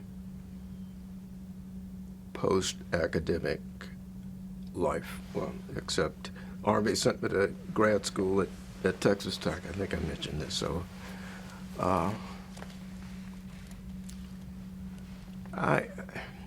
had the chance to command, lead some very smart, hardworking people. I learned in the Army that everybody has a job to do. Our responsibility as leaders is to make sure that they're properly trained and motivated to do those jobs, because no one person can do all of it. That's why you have your different specialties, and you send people to schools. Officers go to various schools to learn to be a leader, or to learn the broad the broad scope of certain fields, technical fields. But you learn that just so you know what people are supposed to be doing. And I learned that was one of the great things that happened to me. I learned how to expect people to do their jobs and not to want to do them myself. You know, the last thing you want is for somebody to tell you how to do your job. But you need to be comfortable. You need to know that you can come and tell me that I'm not sure how that works. Can you help me? I can either give you something to read or send you to a school, find a more senior person who's been through that, who can spend some time with you and actually show you that. And there are people who have those various abilities to teach someone, and then they learn from a group of people who know how to teach them. So that's a skill that I took from the Army and used for the rest of my working life. But most important is the chance to meet just some great people, either senior to you or your contemporaries. I learned a lot. You know, I was mentored by guys who were the same grade I was, but they had been in a particular job longer than me. They had learned the hard way and were willing to pass what they learned on to me so that I didn't have to learn it the hard way. But the people I've met, whether they were in the various military schools I went to, I learned from them. I saw how smart really everybody is. We talked about potential before. Someone recognized in all of those people their potential to do well in a certain occupation, in a certain job, and they were given the freedom to do it, and they in turn passed that on to others. I mentioned to you that when I was a battalion commander at Fort Lewis, Washington, I would bring my lieutenants in who were in, the structure was the battalion, and then 3 or more companies working directly under the battalion, and within each of the companies would be a section and usually the lieutenants would be responsible for running those sections. Well, I would have, I guess there were monthly talks with the lieutenants. I skipped the captains. I didn't want I didn't want the lieutenants to feel any pressure. I didn't want them to not be open about things. Not that any of my company commanders, well, one of them might have been upset if one of his lieutenants had said, I'm having a problem with the boss. But they all knew that they could talk to me. And I was having and I got a new lieutenant in from ROTC at University of Alabama. She came from a military family. Her father was a enlisted man, but he was a command sergeant major or sergeant major. And I could just tell there was something about her that was special. And it turns out that 30 years plus later, she retired from the Army as a 3-star general, a lieutenant general. And she gave me credit for imparting some of those things to her. The one thing that she did remember was I was a stickler for writing and punctuation and spelling, and she, poor thing, would send things in to me to look at, and I'd send them back with all kinds of red marks, and she said she still remembers getting those things from me, but that eventually there were no more red marks. You learn. And it's not that I'm right, I was right, and there was no other way that you could do it correctly, but she learned that this was my style, and you do it. That reminded me of when I think I was a company commander at Fort Hood, and I wrote a document for my boss, for the lieutenant colonel, the battalion commander, and he sent it back to me and lined through one of my words and gave me his word.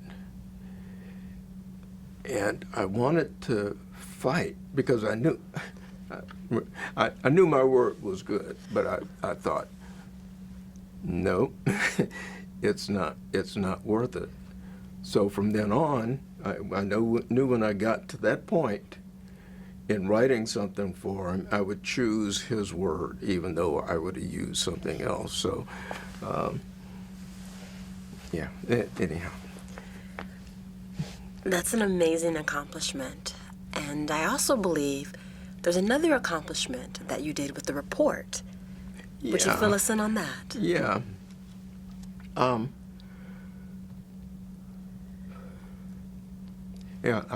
I mentioned that one of my sixth grade classmates through high school, through college, who finally came here as the dean of the LBJ school, when Ed was the Undersecretary of Defense for Personnel and Readiness, he received a requirement from the Secretary of Defense to conduct a study of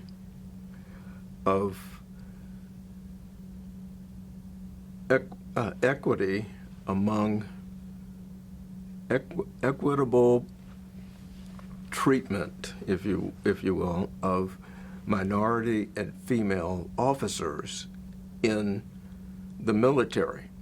And this was Department of Defense wide, so it wasn't just the Army, which is my background, but all the services. You know, where do we stand? What changes can we make? And let's go from there. President Clinton had made that request of the Secretary of Defense. The Secretary sent it down to Ed, and Ed thought of me because he and I had been talking about equity in the military for years and years and years. They lived in D.C. too. I mean, in the D.C. area, close to our house. And Ed and I, he'd call me, or when I was over visiting, we'd talk about that topic. And Ed thought about me, and I wound up doing this Department of Defense-wide study on opportunities for equality for minority and female officers in the military. And I called it a pipeline because what you do is you look at when do we assess officers and how do we assess them. They come from ROTC, they come from the military academies, they come from officer training schools, whatever the service calls those things. And they start with an equal opportunity to be general or admiral one day. And then you look at what are the significant activities that take place, what are the significant milestones in the career of a person to get to the general, the flag, the star ranks. And we just studied each of those things. It makes a difference if you're from a military academy versus officer candidate school, not because the military academy is so much better, it's that the academy students are steeped in it. They live it for 4 years. Their uniforms are always great. They learn the military history. They learn everything. Where the ROTC, I may have 2 or 3 hours of training a week during the semester, the 2 semesters. Nothing during the summer, maybe a summer camp or something. So you would expect that. So how do you give someone who being accessed an opportunity to kind of catch up with that? And then there are certain schools you attend, and the highest level being the war colleges, the Army War College, and then there are different assignments. You need to be a company commander, a battalion commander, a brigade commander, that sort of thing, up through the star rank. Not everybody's gonna get there, and the pipeline narrows as you go to those various opportunities. But is it fair to think that if you assess the right percentage of people, that all other things being equal, that ought to be the percentage you come out with at the end in terms of women as flag officers, minorities as flag officers. And then I did that study, and I met some great people, found out that all the services are working on the same thing. And I'm sure they still are today, because things still aren't the way they ideally could be, not necessarily should be, but could be. So that was an honor to do that. I did that for about a year and a half, and I've talked to people since then. They've used some of that study for their dissertations or future military studies, and there are still problems, but they're not so much the result of intentional biases, because the military has a way of identifying those things. One example that I would use for folks is that Clayton Powell, who grew to 4-star rank and eventually the Secretary of State, yes.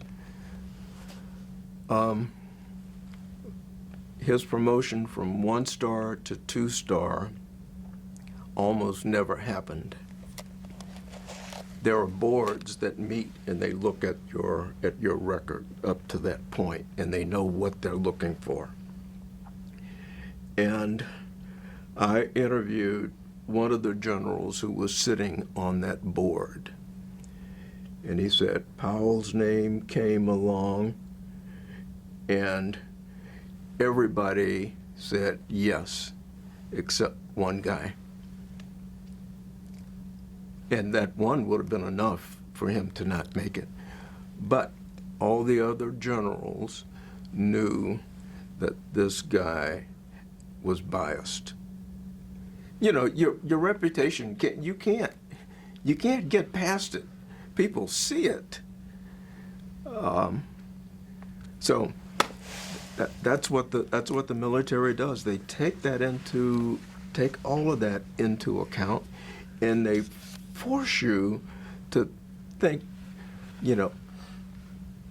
are there any you got to give the benefit of the doubt. You have to ask yourself if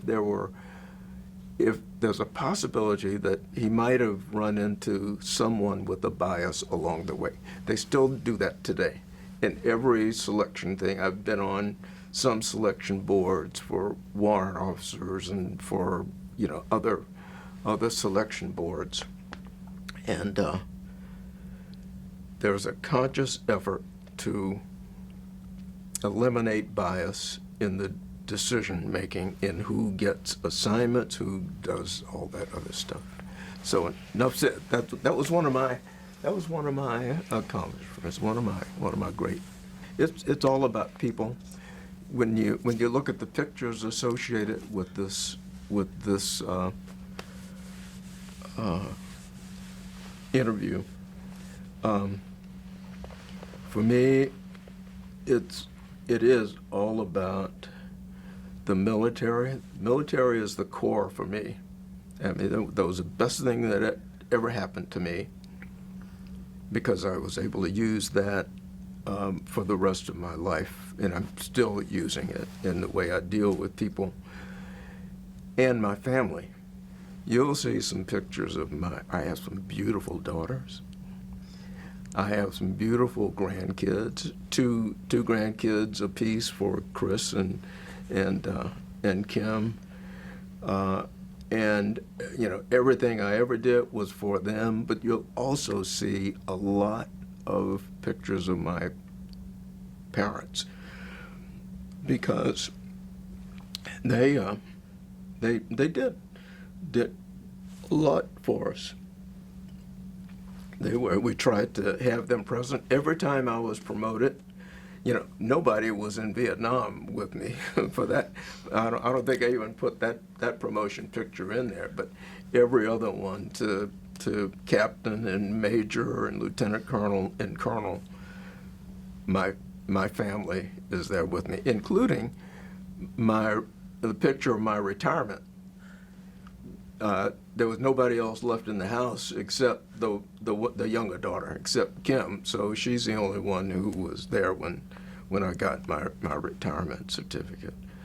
And you know, we alluded to my religion, to my faith, and I don't proselytize.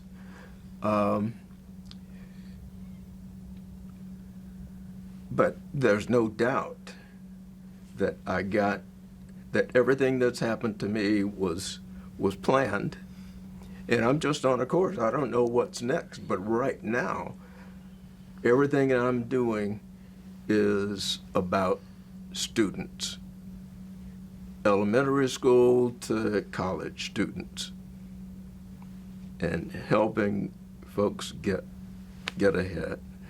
I didn't get to talk about what I'm giving. I'm paying back now. Gave to Alice and I, when I got back here, I got involved with the Army ROTC because they gave me my start. So, you know, mentoring young cadets, you know, to the extent that they wanted to be mentored, and contributing to scholarship fund for the cadets, and UT Elementary School. We've always been involved, but is that one? Were we going to get to that? Do you know? Let's get to it now. Okay. Yes, this is perfect. Yeah. We've been working with kids. Alice and I have for a long time. We were first volunteered to work with kids when Chris was working with homeless families in a shelter for homeless families, and Chris asked us if we would work with the kids doing their homework while she was talking to the other parents in the shelter about certain things. And you know, we just loved doing that, and it just continued. We did that with elementary schools in Northern Virginia. We did that when we got back here, and we decided Alice and I decided we wanted to make a contribution to the University of Texas. It's a small endowment, probably the lowest level you can get, because that's where our bank account would let us go. But when we decided to do that, the development officer asked us, well, where do you want to put that? And we thought, we don't know. So she said, tell me about yourselves. And we got to talking about kids and working with young kids. That's paramount. So she said, I have just the place. She took us over to UT Elementary School, which is on 6th Street and Robert Martinez. It's across the street from where Livestrong used to be. And we fell in love with it. So we started by helping with math with third graders, or I did. Alice started reading to first graders and working with them, and then we got together. And so we've been reading, helping the first grade teachers help their kids to read by taking the little stories the first graders write, and typing those, and the teacher, prints it all up, covers it with, laminates it, and the kids get to read their stories to their parents and friends at their author's teas that they have 2 or 3 times a year. The kids learn to read because they have to, sometimes they don't even know what they've said when we're trying to type and say, what is this? I don't remember. So we figure something out and we make sure that they know how to read those words. And we've been doing that for the longest. And you know, that's what we want to do. So that resulted in my being nominated to the University Development Board.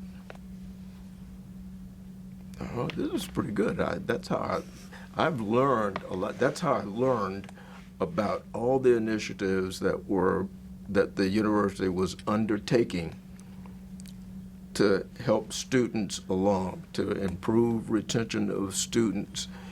But university, the UT Elementary School is a part of the Division of Diversity and Community Engagement. So we're on the advisory council for DDCE. So I learned about all of the initiatives for everybody in the university. You name the category, and there's something that's going on there, and connecting the university with the community too. So that's our way of giving back, and I feel very, very satisfied. We both do feel very satisfied that we've come full circle. We left the university in '67. We came back here in '97, and you know, we're giving back to everybody. Full circle moment. Yeah. What would you say then, Mr. Maxie, the role of education has played in your life? Oh. The role that it plays in everyone's life. It's kind of trite to say that kids are our future, but it's the truth.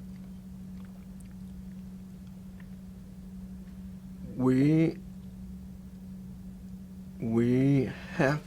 owe it to ourselves and to this country and to mankind to have kids understand their unlimited potential and to give them an opportunity to achieve their full potential. There's a lot involved in doing that because there are a lot of families, there are a lot of political groups who want to put something in the way of the kid learning the truth. The anti-CRT initiative. The truth is those things happened. That's the truth. But we don't want kids to find that out because the premise is the kid might feel bad about it. When Alice and I give presentations to our church and other places about the history of slavery and racism in the U.S., first thing we say is we're not condemning you audience members. It has nothing to do with that. We just think that if you understand the background, we can avoid repeating the same things. What frightens me is that the anti-CRT thing is a way of keeping kids from, maybe for the, the skeptic that I am, maybe that we don't want our kids to know that because we want them to think that it's okay for things to be the way they are right now.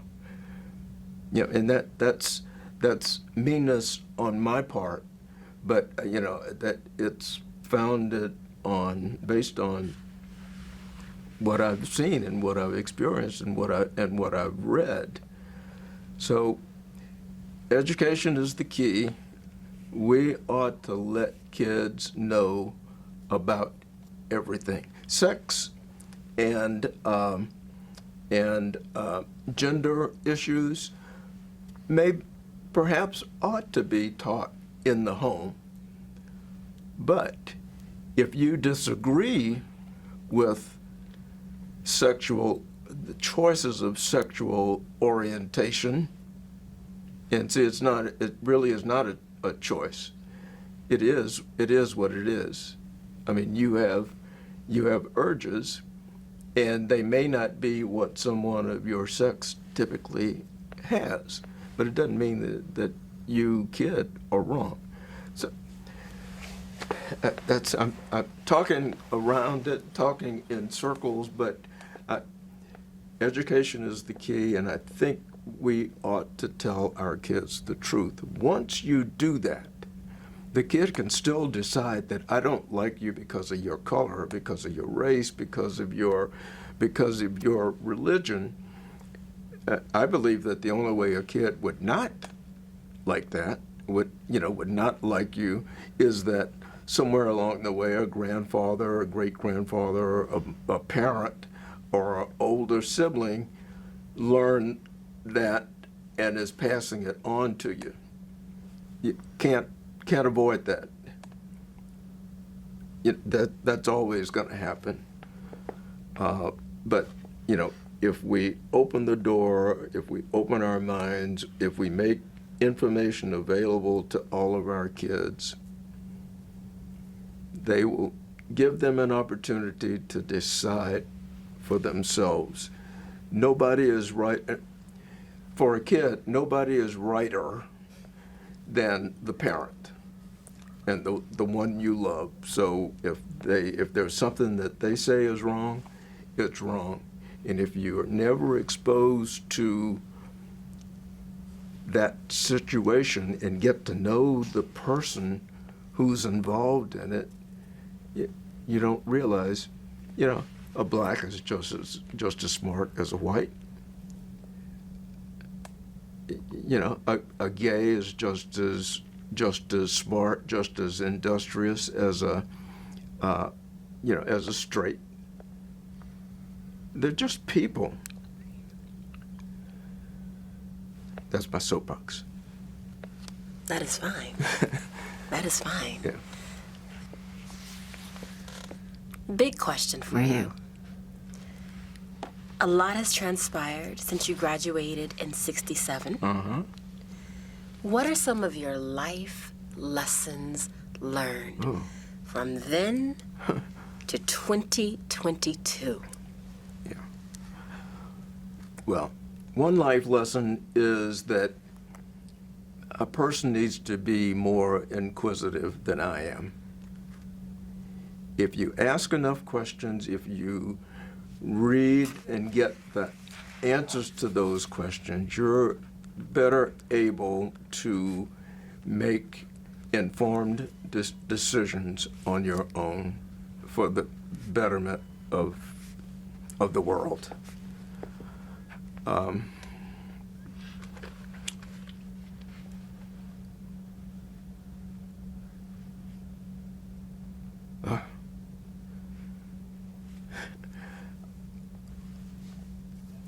Getting back to this stress thing, a life lesson is that there is no reason that someone should not recognize and or suspect and seek help for any condition, whether it's stress or anything, whatever it is, but stress, especially. My physician, my doctor, had been saying to me for 2 or 3 years that, she'd hear me talk and about things, and she'd say, "Well, Keith, you think maybe you need to go see a therapist?" And I'd say, "No, I don't think so now. We'll wait and see how things turn out." Well, when I had I realized I was stressed when I was working and had people doing some stuff for me, and they came in to brief me on it, and it dawned on me at the time, I don't care about this. I didn't say that to them, but I don't care. We'll just go with the flow. And that, I knew that was the wrong answer. So I did go see a therapist and found out I was depressed. And the longer we worked together, the more I realized that goes back to my really early childhood. I can remember some projects I was working on. I was supposed to make a paper mache horse at home, and I waited till the last minute to do it, which I always do with everything still. And this thing turned out to be a stick picture of a dog. And I thought, no. So I know that happens to me, and I've, through therapy and psycho whatever it is, drugs.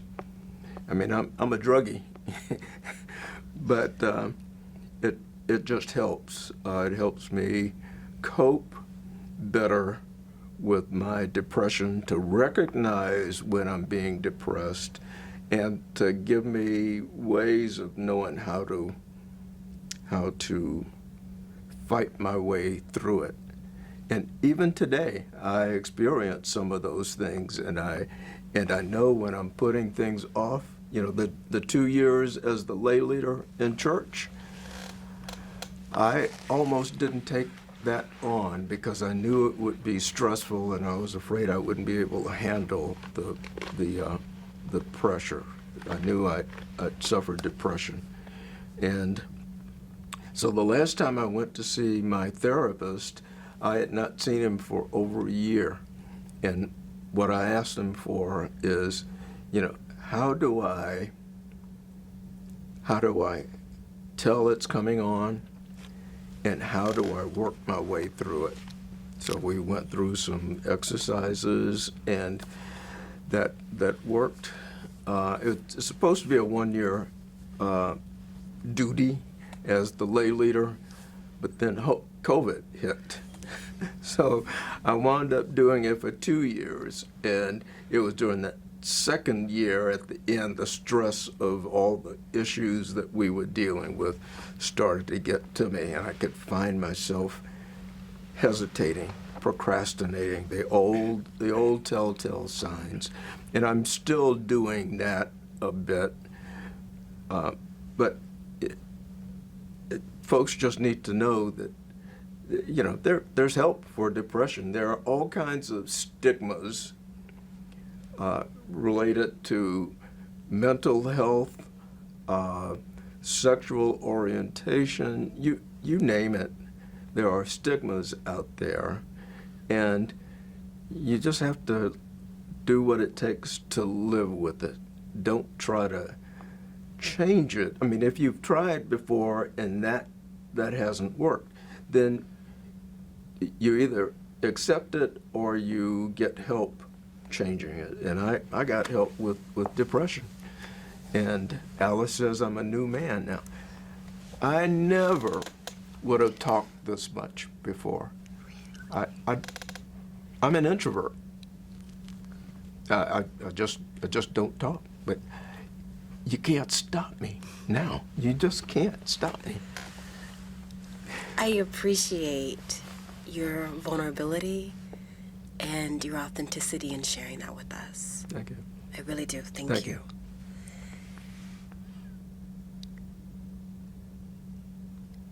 Your decision, Mr. Keith Maxie, your decision to attend UT Austin made it possible for other Black students, such as myself, to attend this very campus. Yeah. What advice would you give the current generation of students walking around the 40 acres today?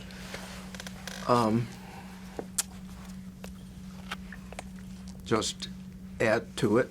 It never changes. I mean, there's always going to be something standing in the way of equitable progress for a student, regardless of your race. Something is going to be in the way there. You have to add to the knowledge of what those issues are and force someone to change it. So you'll get, both of you will add to this treasure, to this treasure trove. There is something going on right now at the university that shouldn't be happening. I don't know what it is, but you're closer to it than I am. You're closer to people who may be experiencing those things. You know, when your turn comes 40 or 50 years from now, or maybe even sooner than that, to add to this base of knowledge, these oral histories, there will be something that you experience that no one ever experienced before. And you owe it to that group of students and researchers who are looking at those issues to give input, to provide input to the solution of that year's problems. Yeah, I mean, that's all it is. I mean, and if you have to take drugs to get you to talk enough about it and to think about it enough, then that's what you need to do to help them, to help somebody else. It really is never about you. You know, you can get through it. You know, you only have a little while left. But there's somebody who is about to experience some of the same things you already experienced. And what you can do is pass that on right now as a mentor, or pass it on through a medium like this, and help somebody in the future. That's my life lesson. I mean, there's nothing new. There's absolutely nothing new. It looks different. It smells different, and the response may be different, but there is nothing new that someone hasn't already seen before. I mean, I listen to music and I hear some of the same words that I heard in Motown. You know, that's it. I mean, that's it. And to take care of kids. I mean, don't forget how important they are. As you return to UT today, can you share any memories that were stirred from either being here on campus or during this interview process? Well, yeah, I remember Mr. Booker's name and other things that I haven't thought about ever. I mean, they're all good things. They're all great memories. Just added to the list of people I need to be thankful for encountering in my life. This is another of those, one of those major accomplishments in my life. Please share. To be able to share this. Who knew? Who knew we'd have Keith on film, on tape, on whatever you call it to me. Yes. From growing up under the bridge. Yeah, growing up all under the way, the bridge, that's right. All the way back to the 40 acres. Yeah. As a precursor to share your life experiences with us today. This is where I ask, is there anything else that you would love to share that perhaps I did not ask, that you want to have forever encapsulated on tape? No, I blurted it out already at one point or another. I know this is the new Keith talking. I think I finally dried up.